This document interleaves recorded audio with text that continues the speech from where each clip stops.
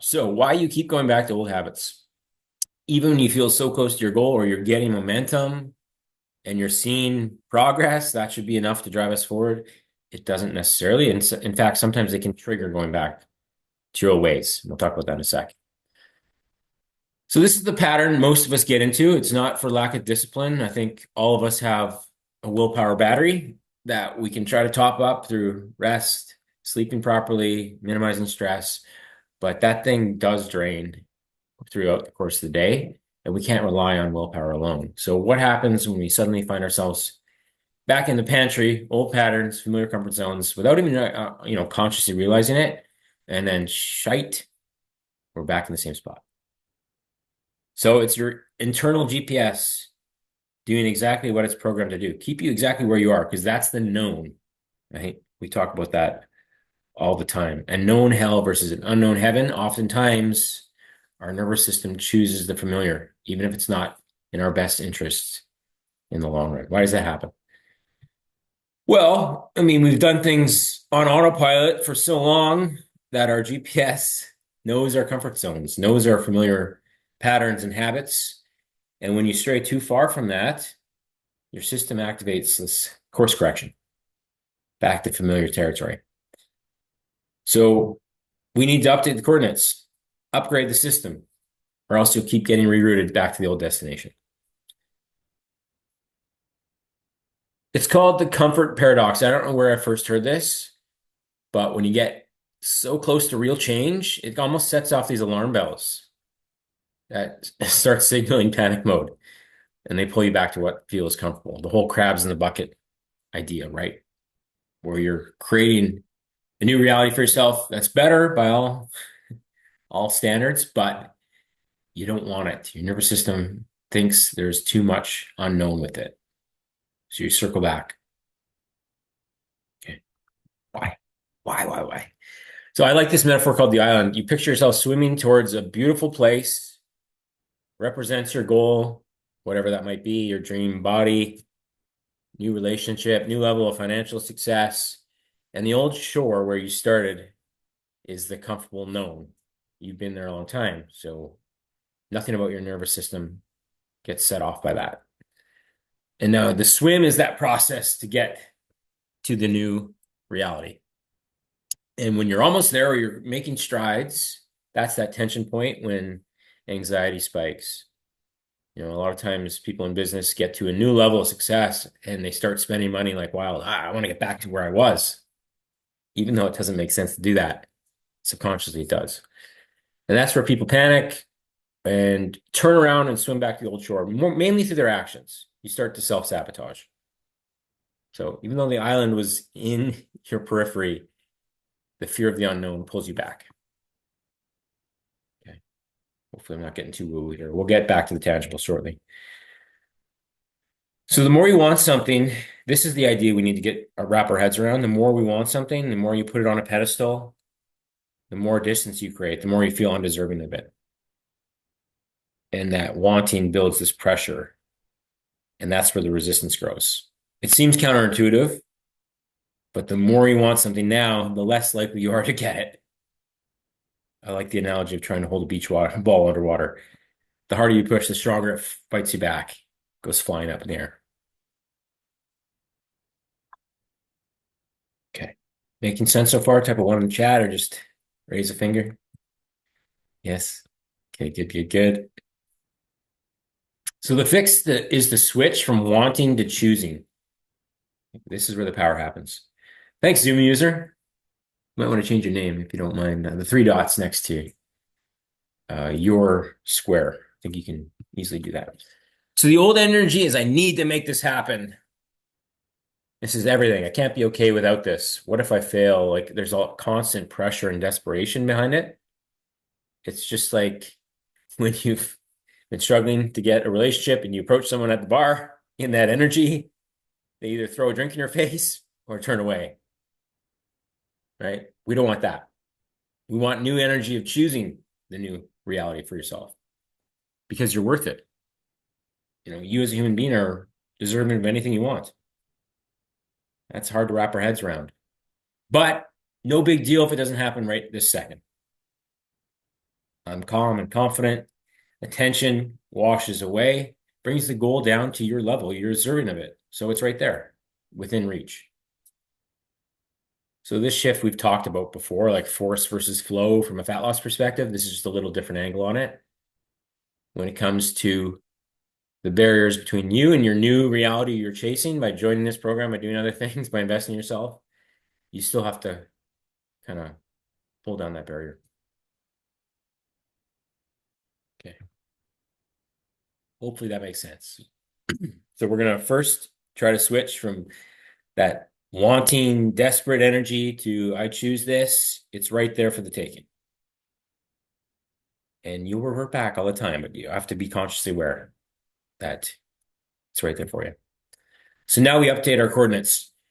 So how you do that is you visualize daily. The new year training, the roadmap to a record-breaking year, we're going to save that obviously for January, but that'll help a lot with this because how I've workshopped it, you just have to fill out the answers and have that front of mind throughout the year to pull you back to center. So you're not struggling. You have to almost act like you're already there, act like the person you want to become. Soon enough, fake it till you make it, but eventually you don't have to fake it anymore. And when you visualize that end result from a calm place of certainty, that's where the reprogramming comes in. And your subconscious will take the wheel, which is what you all want. And then, of course, to take the woo-woo from to woo-woo to tangible, you actually have to take the actions to create the result. It doesn't just happen by sitting there like this lady meditating. But that's first, you update the GPS, and then now you start moving like a person who already has a result, and your actions align automatically. Okay. So that GPS might still try to pull you back, but you've created this new identity and your actions are lined up with it, that those new coordinates will kick on. Okay. And as cliche as it sounds, consistency, not intensity. Big five framework. Day after day, 1 pound at a time is really the process from here. All right.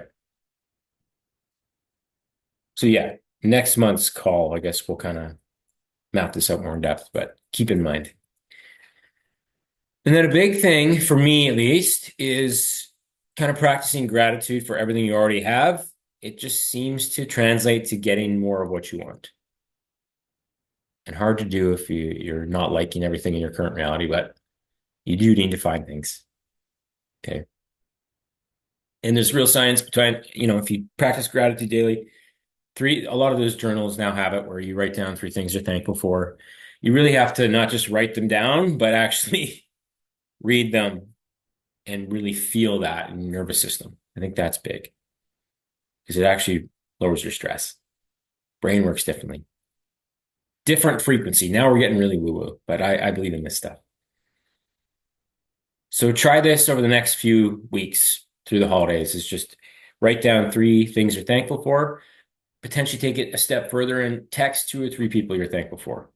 Say one good thing about them, how they benefit your life. If you start your day in that positive framework, everything we have you doing will stick more often than not. Okay. So in summary, you want to choose these results from a calm place of certainty. Then we have to actually do the work. We visualize it daily. We have it written down. We know where we're headed, but we already feel like we're there. And then that's when the identity shift and the actions align. And hopefully through it all, you practice gratitude for what you already have, and more things come into your reality. Boom. This is called Woo Woo Wednesday for a reason. We go beyond the macros and workouts, but hopefully you find this stuff helpful. Any questions to this point? We're almost at the end, but certainly don't want to jump too far ahead. This is the big takeaway. Your goals stop feeling like a battle the minute you stop putting them on a pedestal. Right? You're more likely to get that guy or girl if you're on an even playing field. If you worship the feet, you know how that works. Just the wrong energy to create new reality. My analogy sucked, but you get it. Okay. Last piece of action. Commit to doing this for 7 days. So choose your future self. Write down the version that you're choosing to become. Be specific and positive. So maybe it is weighing 160 pounds. Maybe it's fitting a certain pant size, but we want to go a little bit beyond that even. Like, what do they do? How do they carry themselves? Then you actually want to visualize a day in the life in that new reality. So what are you doing? How do you feel? You walk into the room, heads are turning, you feel super confident, whatever that might be for you. We want that written down as well. And then we already talked about this, but having a short gratitude practice. 3 things you're grateful for can literally be the roof over your head. Potentially add a second layer to that where you're texting people that make a real difference in your life. Okay. And then identity actions, that last step. I'm the kind of person who follows through, whatever. Identity statement that's going to be aligned with where you're headed, where you want to go. Okay. So hopefully you can at least commit to that the next 7 days. What does that take us to the 17th? Last call. Even 7 days of momentum might be enough to really paint the picture for you. And then our workshop in January will tie it all together with an actionable strategy. Okay. I think we're done. Yes. All righty. Hopefully I didn't lose too many of you. I know this stuff can be a bit sage burning and aligning chakras, Can but I ask a question? yes, Diane, go ahead. Yeah. Um, does all of this also keep on applying when you're in maintenance? Unfortunately, yes, because as Oh, soon as you stop, you return. It's like a daily practice for the rest of your life, essentially. Because, ouch. yeah, Okay. well, those old identities are so ingrained from years and years. We have to Yeah. develop a new identity, new course correction that continue requires daily showing up, daily reps, just like the gym. You stop going to the gym for a couple weeks, muscle atrophies, the same idea here. Unfortunately, I wish that wasn't the case, but it certainly is. Anyone else? Yeah, Zoom user, you'll have to listen to this multiple times over. The best way I learn is by teaching, and I kind of pick this stuff up, but then I don't practice it unless I actually show up here. We got Irene. Go ahead. I'll stop rambling. Okay. I was looking at some pictures last night for my son, who I believe is doing me a Christmas calendar, but I don't know. But, anyways, what it reminded me of was what I looked like a number of years ago. And that look fits my body size, my bone size, etc. And I suddenly thought, yes, that is my visualization aim, to be that person again, to complete the journey to it, because I'm on a good ways there, but I still haven't got all the way. And the gratitude, I think, for how far I've come already is really, really important. Yes. I think you nailed it with that last point. We all have aspirations to get to the next peak on the horizon, but we need to kind of look back at how far we've come to build momentum from because we lose sight of that. Oh, I've only lost 10 pounds and I thought I'd be down 20 by now. I'm That's going the, to put the picture on my fridge. yeah, do it. Yes. Dangle that carrot. The gain and the gap. I think that might be the title of the book. I've written on it in the past with this group, but it's been a while. Really speaks to that idea that yes, we do want to strive for more, but we do need to realize and celebrate every step or every milestone along the way. So that's what builds momentum. It's not always negative energy or fuel that gets us going. Ah, Arlene is Zoom user. Gotcha. Nice. Anyone else? We can go off topic too, and anything that's specific to more of the actionable stuff we're working towards. We just do woo-woo once a month. I think it's an important topic.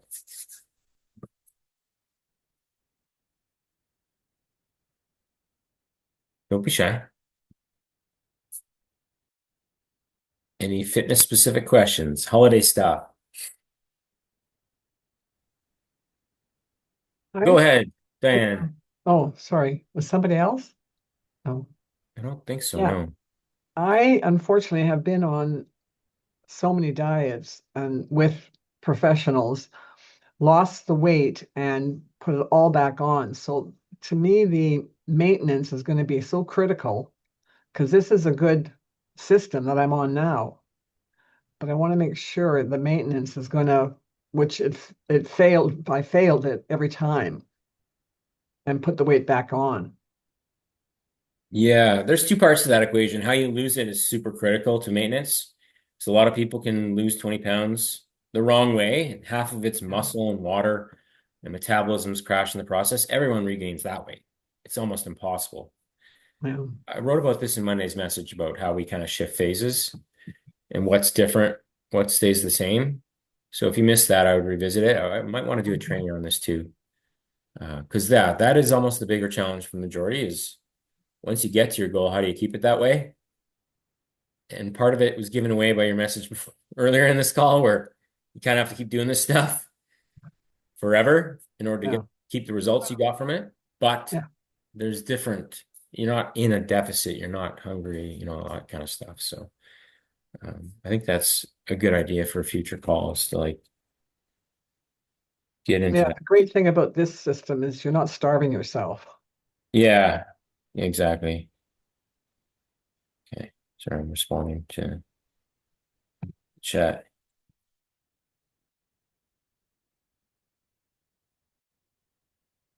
Okay. Irene, go ahead. Hey, I'll my leave you two question is minutes. about exercise. I'm doing the inclined plank, and I only have a 14-inch wide footstool that I'm doing it on, but it's really hard on my wrists. If I'm doing it flat on the floor, I usually use weights that I hold on to at the bottom so that my wrists are straight. Any ideas or suggestions? Sorry, you broke up. You completely broke up on the end there. Was that my I end? completely broke up. Okay, Yeah, I'm I missed. doing I only heard your hands straight with dumbbells. inclined planks Yeah. on a footstool that's only 14 inches wide. And if I'm doing that, my wrists are like this, which is really hard. Whereas if I'm on the floor, I can put weights down and hold on to them, and my wrists are straight. Any Mm, ideas about the incline planks, which yeah. Well, we may want to just scrap the incline portion for you.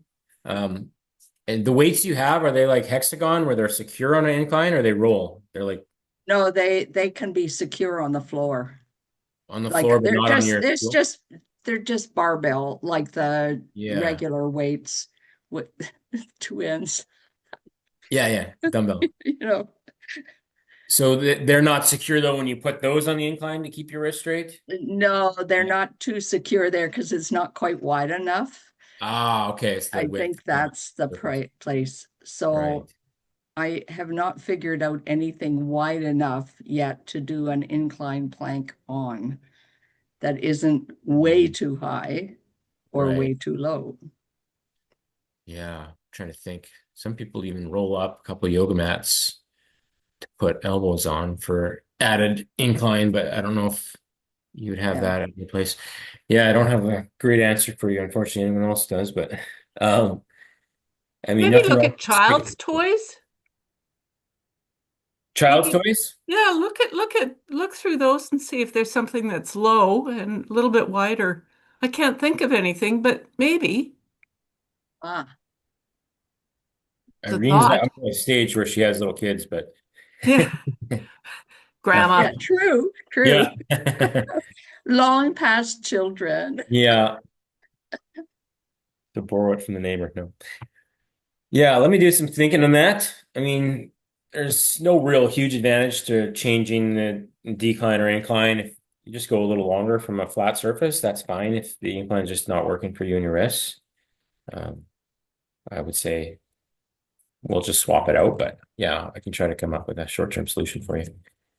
Okay. Top of my head, I'm failing. When I move to Winnipeg, it should be okay because there's the equipment there in the building that I'm in. Oh but yeah. Perfect. but Yeah. that's like maybe 5 or 6 months from now. Yeah. Okay.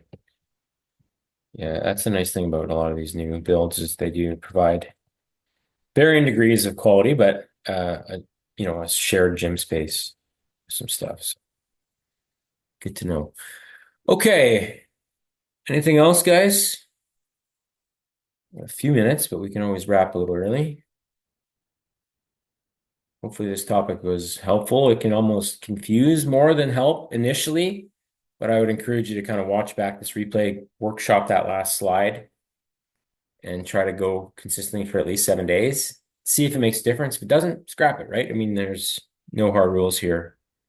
But definitely get into the headspace that we don't want to force it. We want things to flow. And I think that shift alone will make a difference. It's only a matter of time when you believe it is. Okay. All right. Have a good rest of your week. For those on next Wednesday, it's our last call of the month where we'll hand out some awards, have some fun. Hopefully we'll see some of you there. Cheers.